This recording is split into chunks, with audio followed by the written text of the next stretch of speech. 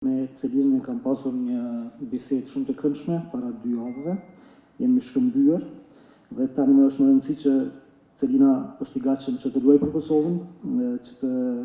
të përfaqësojë Kosovën dhe kam treguar atij që nëse në të ardhmen në ndeshjet e radhës që nëse ka vazhdon të ketë paraqitje të mirë, atëherë ka mundësinë që të ftohet edhe në ekip, pasi që momentalisht me ekipin që e kemi është një ekip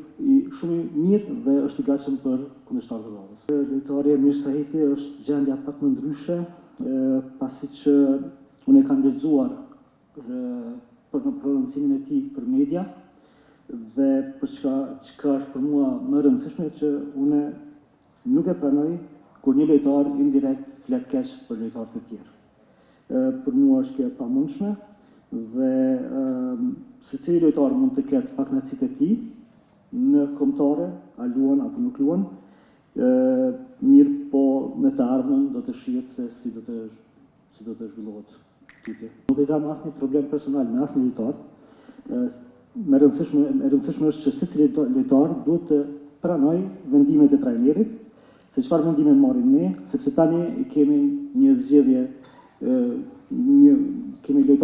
shumë lojtarë në dispozicion, afërsisht 40 lojtarë dhe prej këtyre të gjithë ata që i pranojnë vendimin e trajnerit janë përzemërsisht të mirëseardhur.